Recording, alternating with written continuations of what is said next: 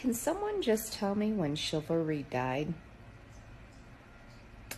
I think I'm just too traditional for this world, because you know what? I do expect someone to open the door for me. I do expect them to open the door when I'm getting inside the car. Not necessarily when I'm getting out, but when I'm getting inside. I do expect someone to walk on the side of the road that they should. And if you don't know that, look it up. I do expect that when you ask me out on a first date and you live an hour away, that you do come up this way. One thing I think men forget is that you put all of this value into a woman and whatnot, and she gives it back to you tenfold. So you treat me well, I'm going to treat you better, most likely. When did chivalry die? We're all the good men, part 2. Most of the good men in this world are exhausted. They're tired of dealing with women who don't appreciate their values, their ideas. They're tired of women not validating their feelings and actually caring about what a man is going through. They've been beaten down, thrown away, like they're nothing more than a bag of trash. Most of the good men are soul-searching, trying to find themselves after dealing with years and years and years of trauma, control issues, manipulation, and lies. Most men are by themselves, figuring their life out and trying to heal from the past. So when you ask, where are all the good men at? You need to ask yourself, are you ready for a good man? Are you healed to the point where you can accept a good man? Are you to the point in your life where you can actually open up your heart to a good man? Because here's the problem.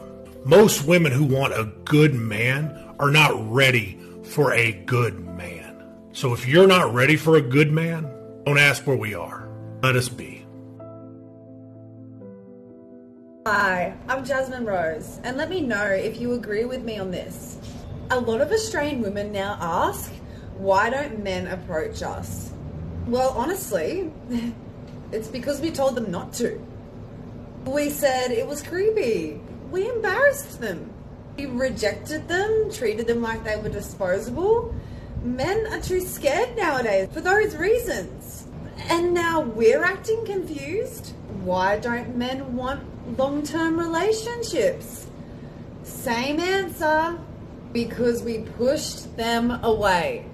We raised the bar higher and higher. Money, status, looks, lifestyle. We basically told them to step up or piss off, while offering them far less in return. We expected effort, attention, money, but didn't always match it with respect and appreciation. So men adapted. They stopped approaching. They stopped chasing. Some of them have just checked out of relationships with Australian women altogether. You can't tell men to leave you alone and then be surprised when they actually do. Asking, where have all the good men gone, is a dumb question. They're literally everywhere. Good men exist in the vast majority. If you, as a woman, put as much effort into meeting his needs as you expect him to put into meeting your needs. And I'm not talking about cherry picking and just deciding which of his needs you want to meet and which ones you don't. Because you expect him to meet all of your needs. You expect him to change things about himself or how he does things in order to meet your needs or your wants. Then it's only fair that you change things about yourself and how you do things in order to meet his needs and wants. Show him the life of living with a thoughtful, honest, respectful, grateful, compassionate, good woman. And when shit gets hard, you don't just bounce. You dig in. You get in the trenches with him. If you are willing to examine yourself and your own behavior as closely and as critically as you're examining him and his behavior, you will be in a league of women that is occupied by very few. Saying there's no good guys out here. No, they're out here. And I'm gonna tell you. Is it just me? Or is it wild to hear a guy say, good men are out there, as if they're one of those good guys? But like, haven't we all been taught that someone who feels a need to go around telling other people that they're a good person is a red flag? Oh my God, there are just like no good guys out there. Everybody's terrible. Dating apps are the worst. Like every guy I meet is such an asshole. Like I just don't understand. Like I'm gonna be single forever because it's just so hard out there. You wanna know a secret where all the nice guys are? Yeah? Okay. Look around. They're everywhere, okay? They're the ones that you put in the friend zone. They're the ones on your dating app inbox that you've just ignored. They're the ones that have been repeatedly asking you out, but that you won't go out with because they don't make your stomach flip. Like that asshole traumatic guy that's unavailable, that's been stringing you along forever and that you can't let go of. So where's the real ownership that we have? It comes down to working on ourselves, getting over that toxic behavior so that we can see somebody for who they really are. Understanding that social media and the movies and everything has lied to you about what they believe a true relationship should look like. It's not as exciting as you think, but it can be secure and stable and wonderful. And there are amazing guys out there that would be a husband and a father and a friend to you. And you need to do the work so that you can wake up and actually see them. Women often complain about there not being any good men around to marry.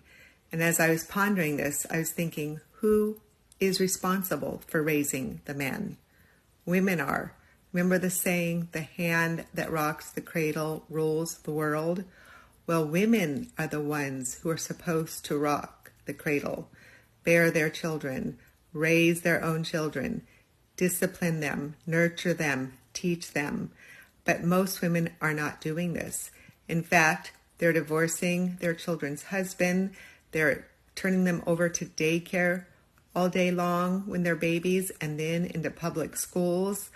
And those children are being raised by strangers. So they're being led by their emotions and their feelings, as we're seeing in this whole movement going on these days. They're not being led by truth. They're not being loved and nurtured by their mothers. So they grow up to be emotionally unstable and insecure. So we can lay a lot of the blame about there not being any good men around at the woman's feet. We women are responsible for raising the next generation.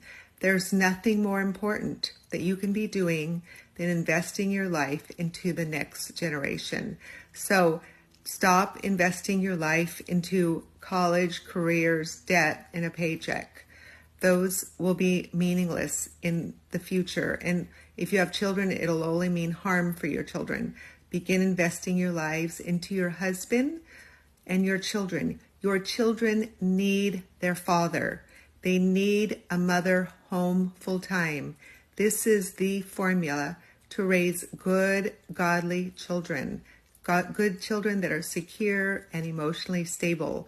To have a father that comes home every night, a mother that they're with and is available to them all the time. This provides a mass amount of security in your children's lives. Teach them to obey you at a young age. Discipline them so they will grow up to be disciplined adults with self-control.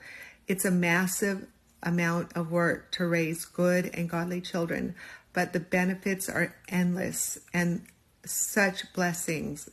Children are a blessing and a heritage from the Lord, and women throw their babies in the trash cans these days, the unborn ones.